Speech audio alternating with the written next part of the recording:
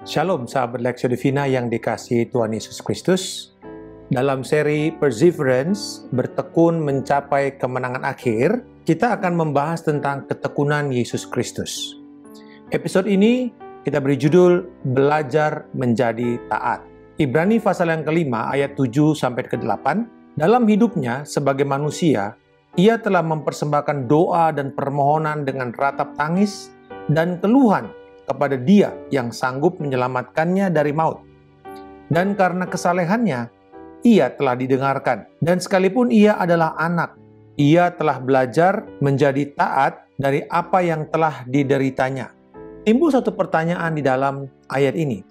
Bila Yesus Kristus adalah Tuhan, Allah Putra, yang sempurna, kudus, mengapa ia harus belajar menjadi taat?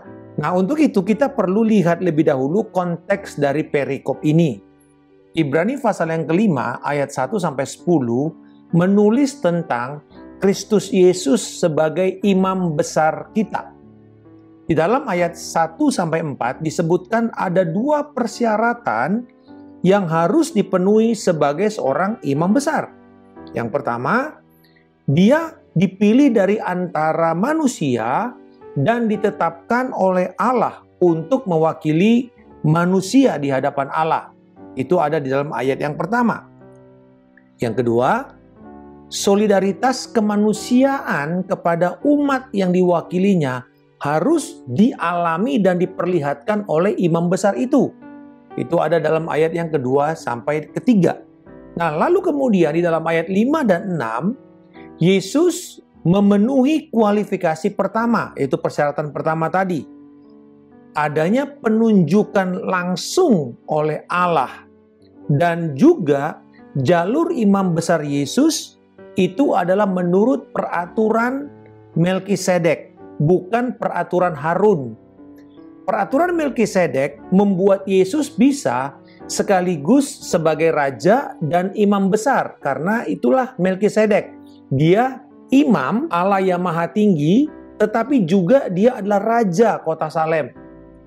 Jadi raja dan imam. Kalau peraturan Harun, imam harus datang dari kelompok Lewi, dari suku Lewi, sedangkan raja harus datang dari suku Yehuda. Dan Yesus memang adalah suku Yehuda, jadi secara jalur kerajaan dia betul.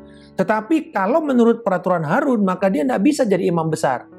Tetapi ketika melewati peraturan imam besar Melkisedek, maka Yesus bisa menjadi Mesias yang juga adalah imam besar kita. Ayat 7 dan 8 adalah kualifikasi yang kedua, yaitu solidaritas Yesus sebagai imam besar terhadap penderitaan dan kesengsaraan yang dialami oleh umat Allah. Yesus memberikan kepastian penuh bahwa ia turut berpartisipasi dalam setiap kelemahan dan kesengsaraan kita.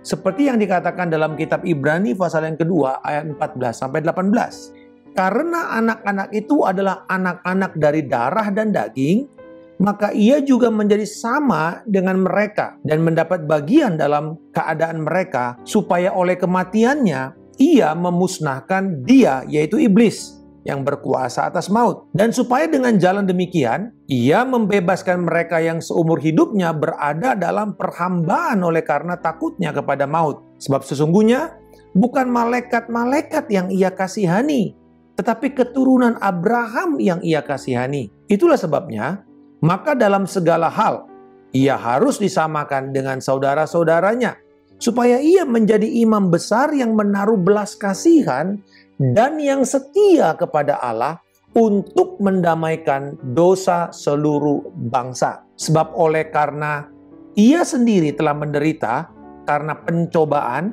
maka ia dapat menolong mereka yang dicobai. Yesus memperlihatkan solidaritasnya dia. Dia sama seperti saudara-saudaranya, sama seperti kita umat manusia. Dia dicobai, tetapi dia berhasil menang. Dan dia menjadi pendamaian oleh Allah. Maka siapapun yang dicobai, seperti Yesus menang, kita juga pasti akan menang. Di dalam ayat yang ke-8 menarik dikatakan, Yesus sebagai anak telah belajar menjadi taat dari apa yang telah dideritanya.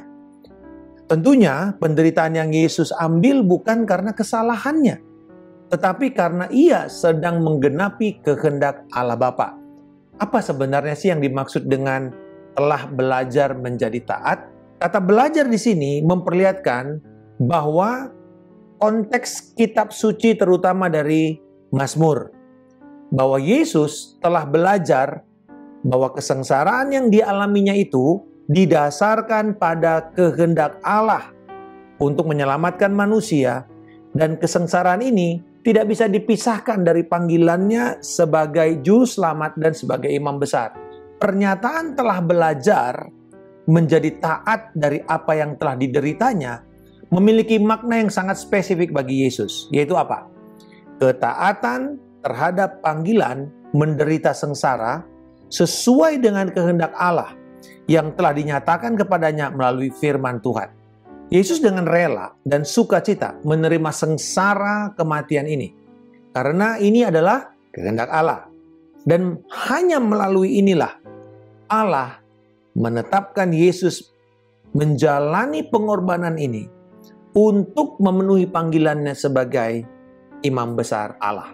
Di dalam kerajaan kuno, tidak ada satu orang pangeran, apalagi bila ia adalah penerus takhta yang sah, yang akan dikorbankan atau dibiarkan mengalami sengsara. Justru sebaliknya, orang ini harus dipelihara, dijauhkan dari setiap mara bahaya, dari setiap upaya pembunuhan, dan juga upaya-upaya lain yang akan membuat dia mati muda. Karena dia dipersiapkan meneruskan kepemimpinan kerajaan. Tetapi Yesus Kristus, sekalipun dia adalah putra Allah, Allah yang maha tinggi, yang telah menjadi manusia, telah belajar menjadi taat dari apa yang dideritanya sebagai manusia. Allah yang dalam wujud kemanusiaannya sesungguhnya telah belajar sesuatu di dalam kesengsaraan yang ia harus alami. Tetapi Pak, kenapa kalau dia Allah yang maha tahu, dia perlu belajar? Nah, di sini untuk menjawab pertanyaan ini, kita harus mengerti konsep budaya Ibrani tentang belajar. Karena kalau kita pikir belajar itu ya karena mau menuntut pengetahuan. Tetapi tidak di dalam konteks Ibrani. Makna belajar menjadi taat dalam konsep Ibrani itu artinya menghargai sepenuhnya apa yang sesuai dengan kehendak Tuhan. Ini bukan berarti Yesus sebelumnya tidak taat, lalu sekarang perlu memahami apa artinya mentaati kehendak Allah. Bukan itu maksudnya. Sebaliknya, setiap ketaatan otentik itu harus dipraktekkan dalam keadaan tertentu juga. Selama hidupnya di bumi ini, dalam setiap kesempatan dan keadaan apapun, Yesus selalu membuktikan menghormati Allah Bapa dengan mentaati firman dan kehendak-Nya. Itu artinya belajar menjadi taat. Itulah sebabnya alasan Yesus berkata kepada murid-muridnya dalam Yohanes 4 ayat 34, "Makananku ialah melakukan kehendak Dia yang mengutus aku dan menyelesaikan pekerjaannya." Jadi di sini fokus Yesus dalam setiap ujian ketaatan itu adalah kehendak firman. Apa yang dituntut oleh firman? Bukan apa kata orang atau bagaimana keadaan. Tidak. Apa yang menjadi tuntutan firman. Dengan kata lain, fokus Yesus dalam belajar menjadi taat adalah firman Tuhan. Yesus telah belajar menjadi taat melalui penderitaan, meskipun dia putra Allah. Nah, kenyataan ini mendorong kita untuk membentuk perspektif atau cara pandang yang sama terhadap keadaan yang saat ini sedang kita alami. Sekalipun kita anak Allah yang sudah mendapatkan jaminan hidup kekal di dalam Kristus Yesus, tapi tetap kita dituntut untuk diuji ketaatan demi ketaatan dalam keadaan demi keadaan, dalam tingkatan demi tingkatan kerohanian kita, untuk kita menghormati Tuhan. Kita belajar, kalau Yesus fokusnya firman, dan dia menang dalam setiap ujian ketaatan, maka kita pun tetap taat dan bertekun dalam penderitaan dengan fokus kepada firman Tuhan. Jadi bukan apa yang akan kita dapat, bukan. Apa yang firman Tuhan tuntut untuk kita lakukan. Itu fokus kita. Jadi saat ini, seperti Yesus sedang diuji ketaatannya, kita melalui penderitaan pun sedang diuji. Seperti dalam Ibrani 2 ayat 10. Sebab memang sesuai dengan keadaan Allah yang baginya dan olehnya segala sesuatu dijadikan, yaitu Allah yang membawa banyak orang kepada kemuliaan, juga menyempurnakan Yesus yang memimpin mereka kepada keselamatan dengan penderitaan. Di sini kita lihat bahwa Allah memang akan membawa banyak orang menuju kemuliaannya. Dan Yesus membawa kita kepada kemuliaan Bapa lewat jalan penderitaan. Nah, menyadari kalau Yesus membawa kita lewat jalan penderitaan, maka kita juga yakin bahwa Tuhan akan memuliakan kita semua, para sahabat Lectio Divina, yang sedang mengalami penderitaan ini. Bila kita bertekun seperti Yesus bertekun, maka Allah akan membawa kita kepada kemuliaannya. Kabar baik, Kristus sudah menang dalam setiap tantangan ketaatan karena dia berfokus kepada firman Tuhan. Dan kita juga sudah diberikan kekuatan yang sama. Mari kita bertekun dengan fokus kepada firman Tuhan. Bapa di sorga, aku bersyukur bahwa Yesus belajar menjadi taat dengan fokus kepada firman Tuhan. Tolong aku Tuhan, untuk berpegang teguh kepada firman-Mu dan bertekun untuk memuliakan Engkau di dalam setiap keadaan. Dan kami percaya, oleh karena kemurahan-Mu, Engkau berjanji akan memuliakan kami dengan mengeluarkan kami dari setiap persoalan ini dan membawa nama-Mu ditinggikan. Di dalam nama Tuhan Yesus Kristus, kami telah berdoa dan mengucap syukur. Haleluya. Amin. Salam kemenangan. Saya Pendeta Markus Simanjuntak.